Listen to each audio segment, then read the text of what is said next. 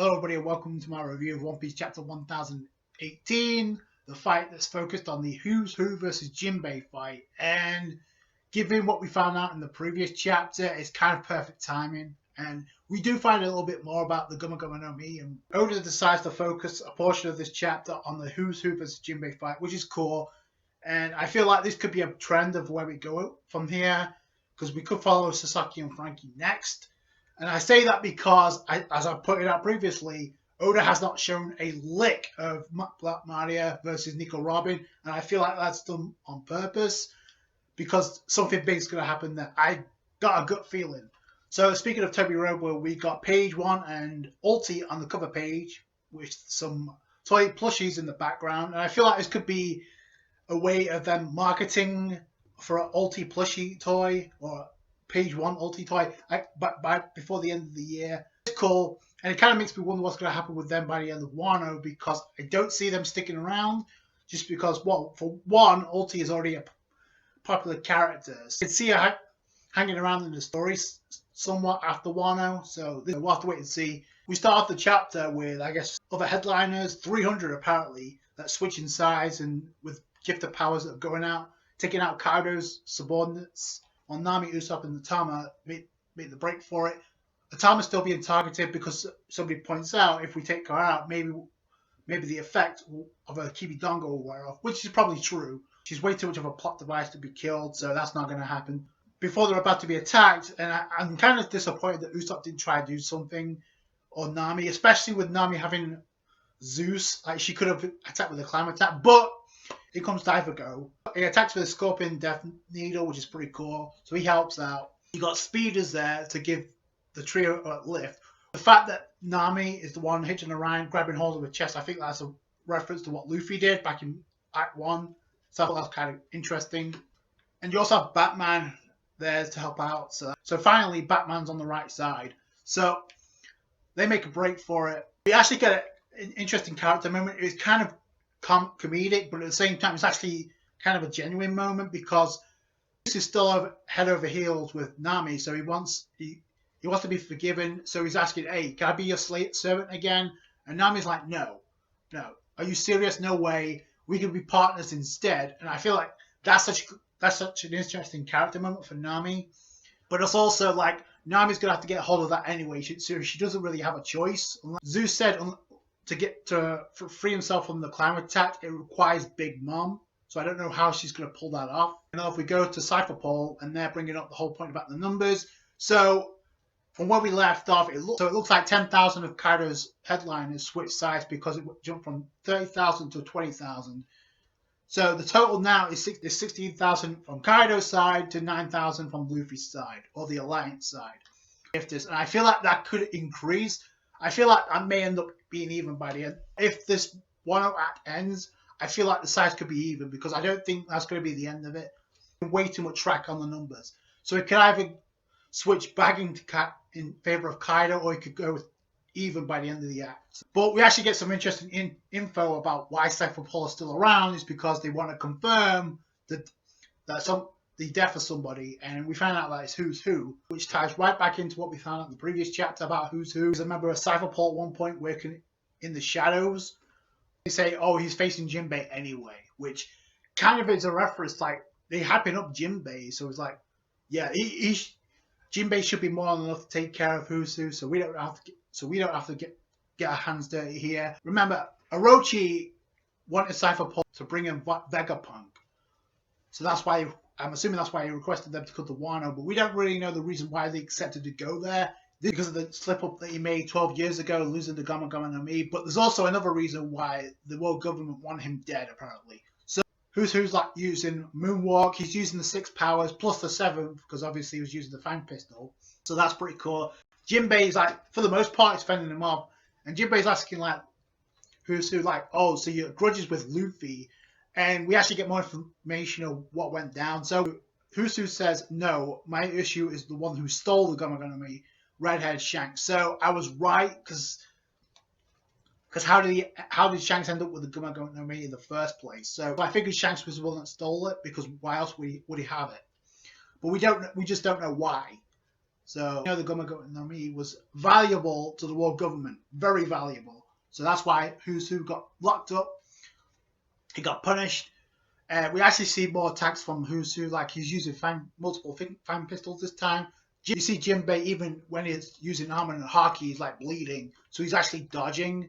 But you also see the fang pistols that are actually nailing the underlings of Who's Who's, like, so they're not even safe either. Like, again, fights like this, and I can't wait to see what they look like in the anime, because I feel like even though if they are stretched out, the animation is more than going to make up for it. Jinbei dodges the attack, and obviously Haki was there. So, and then Who's Who tries to mock Jinbei about being a fisherman, so, oh, you're on dry land. That's the first thing that pisses him off. To get serious, Who's Who actually attacks again.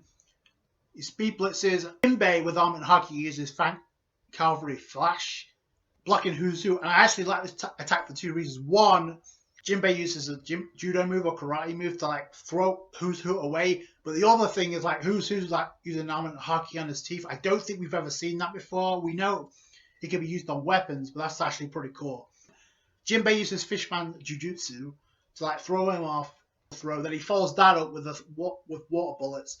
Who's Who dodges by using Shave, and Who's Who wanted to ask Jinbei a question since he was also in Impel Down, and now we know he was locked up in Impel Down because it's confirmed. So Who's Who brings up another interesting point, and it could be a reference to another character Oda may show us at some point. So according to Who's Who, I was mockingly told to pray to someone for salvation. So apparently slaves in ancient times believed in a legendary warrior that could eventually come and save them.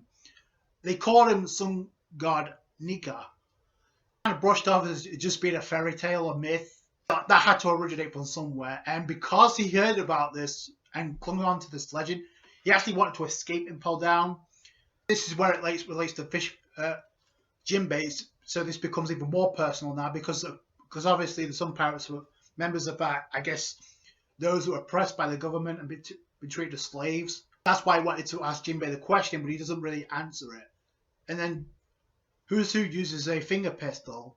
And then this is the second thing that actually ticks off Jinbei to get serious. And also the shading on Jinbei's face when he gets serious is crazy because he's taking the spot. He's taking multiple spots, He's taking multiple shots from Who's Who.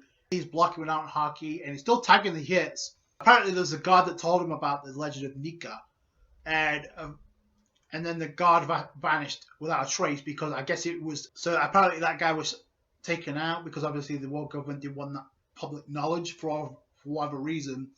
So I feel like this could be an enemy related to who went against Imu-sama, maybe, because why else would that god be vanished without a trace? So, and hearing that put him even more danger because it made him even more. So he risked his life to escape, and it looks like what this is telling us is Who's Who managed to escape Impel Down, because if he was locked up, how did he get out of there?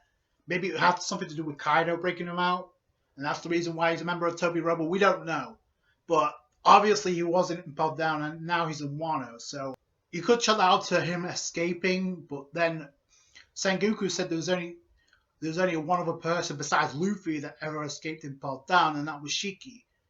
Maybe Oda didn't think of that at the time, or Sengoku just didn't say it because obviously he did not want that out, no matter what. Because that was even worse. And Jinbei fires back, and then actually dislocates Who's Who's finger, so he can't shoot anymore. That's actually pretty smart.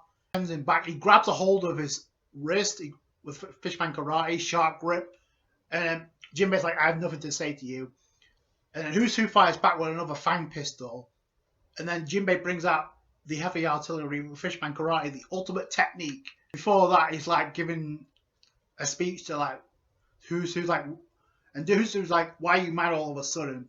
And Jinbei's like, if you're going to make broad statements about other people's history, you better not be half-assed about it.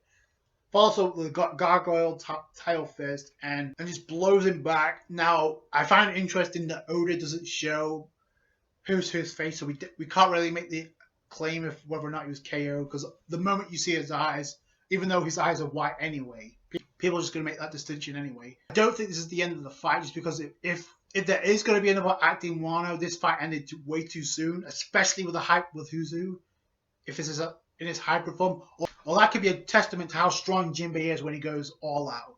And I feel like a pretty good indicator of where Jinbei lies power scaling post Wano, because as of right now, I think we can all agree the general consensus is so Luffy and Zoro are number 1 and 2.